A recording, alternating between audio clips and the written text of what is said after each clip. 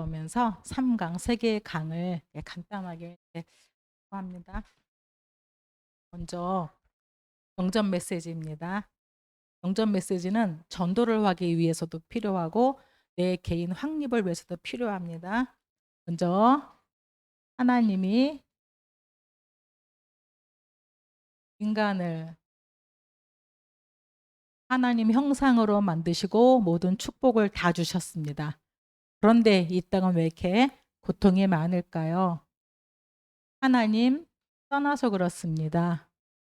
사탄에게 속아서 하나님을 떠나버린 것을 보고 죄라고 합니다.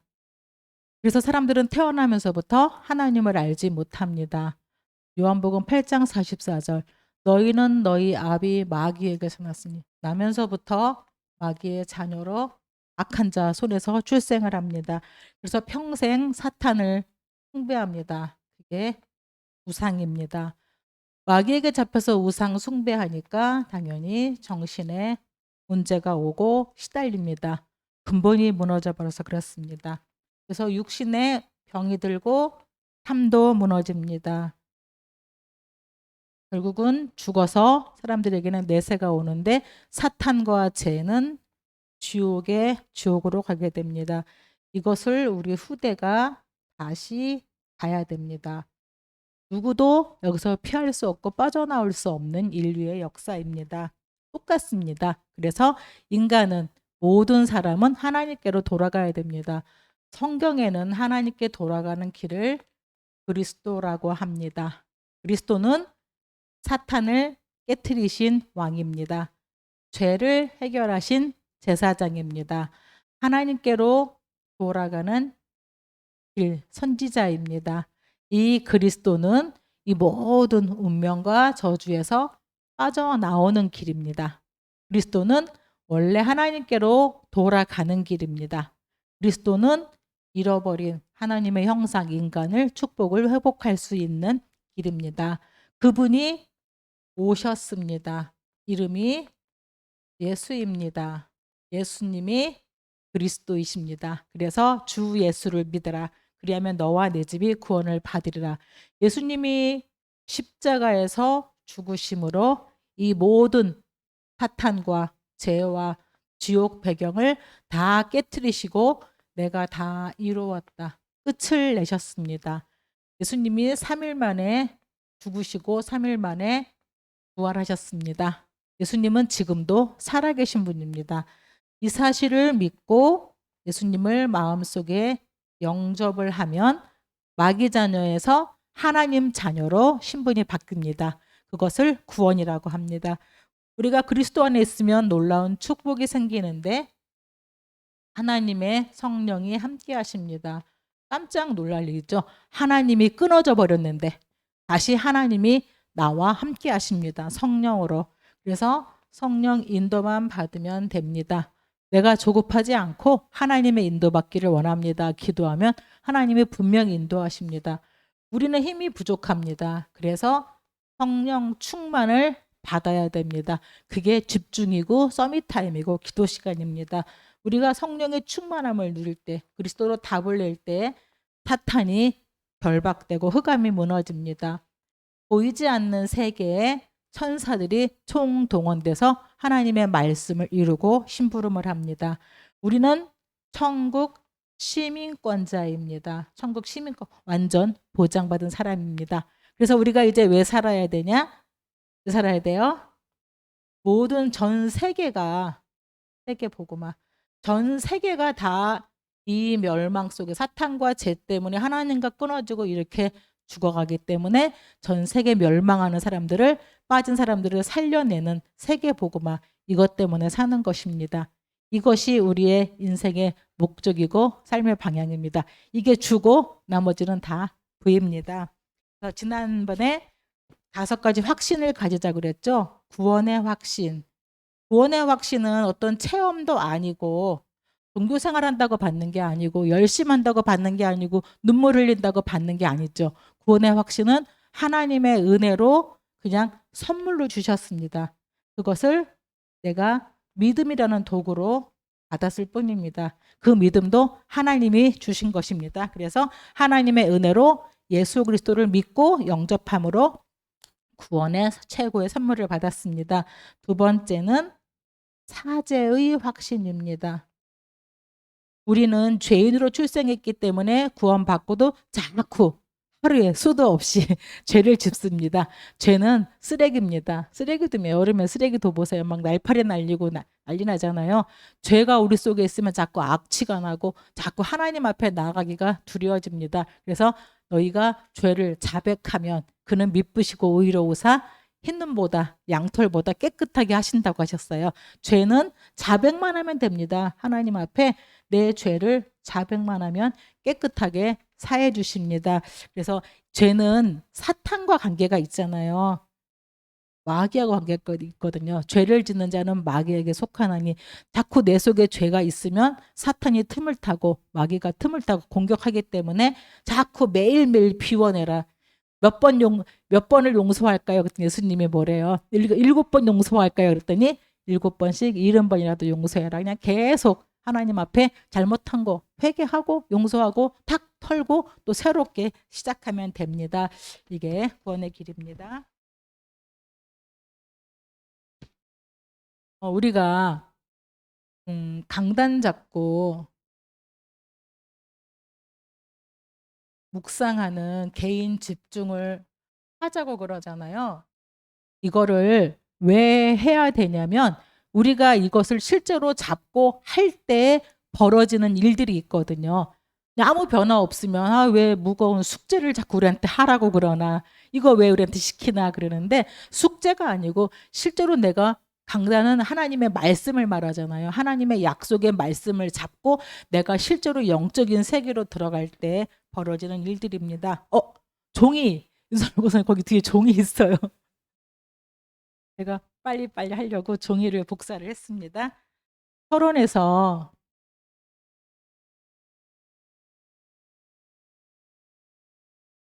성삼위의 하나님이 우리와 함께 하십니다. 성삼위의 하나님은 항상 계시는데 내가 이 개인 집중 속으로 들어갈 때 하나님이 나와 함께 하시고 역사가 시작이 됩니다. 그때 보좌의 역사가 나에게 일어납니다. 만약에 성삼위 하나님의 역사가 없고 보좌의 능력이 없다면 안 해도 됩니다. 그런데 우리는 육신을 가지고 한계가 있는데 성삼위 하나님의 역사를 믿고 보좌의 축복 속으로 들어가면은 반드시 사람의 도움이 필요 없어요. 진짜 렘넌트 7명은 노예로 가도 포로로 가도 속국으로 가도 다 뺏기고 쫓겨다니고 죽음의 위기 와서도 아무 상관없어요. 아무 도움이 필요 없습니다. 보좌의 축복을 가지고 있으면. 그래서 이 보좌의 축복을 내 생각과 마음과 뇌와 영혼 속에다가 우리가 각인을 시켜야 됩니다. 이거 각인하는 시간이 집중하는 시간입니다. 우리는 렘넌트들은 시대를 바꿀 사람이에요. 우리가 어떻게 바꿉니까? 우리 힘으로 못하죠. 그래서 하나님이 주시는 게 유니버스, 공중 권세를 사탄이 장악하고 있어요. 그래서 아무리 해도 안 되는 거예요. 요거 계획 세웠는데 안 되고 저거 될 듯한데 안 되고 계속 안 되는 것이 공중 권세를 잡고 있는 자가 있거든요. 그 공중 권세를 꺾을 수 있는 힘이 바로 이 우주의 능력, 보좌 안에 있는 그 하나님의 능력입니다. 이것을 뭘로만 가능하냐? 기도할 때만, 집중할 때만 가능합니다. 발음이 안 좋아서 어토리티인데 이거는 그냥 파워, 힘 그게 아니고 위에서부터 내리는 5가지 권능입니다. 하나님의 능력입니다. 성삼위 하나님 나와 함께해 주시옵소서. 지금 보좌의 능력으로 시대 살릴 힘으로 전 우주를 움직일 수 있는 힘으로 나와 함께하여 주옵소서. 실제적으로 영력, 지력, 체력, 인력, 경제력 이 힘을 받을 수가 있습니다. 기도로. 지난번 리더 때 했던 거요. 커버넌트. 커버넌트는 언약이죠. 하나님의 말씀입니다. 하나님의 말씀을 내 가슴속에 딱 새기세요. 우리는 사람의 말, 남의 말, 과학적인 말, 합리적인 말, 많은 말들에 많이 흔들리거든요. 근데 막상 하나님의 말씀은 잘 안 들어와요. 말씀 받고도 말씀은 간대었고 또 사람 말 듣다가 사람 말 하다가 낙심하고 시험에 들거든요. 진짜로 언약을 붙잡고 하나님 말씀 속으로 들어가시기 바랍니다. 이게 12대의 망대인데, 비전은 우리가 내가 비전을 가지고 꿈을 가지고 뭘 이루어 갈 거야. 그게 아니고 사람들이 다 성공했는데, 다 이루었는데, 다 가졌는데 재앙지대에 빠져 있는 게 보이기 시작했어요.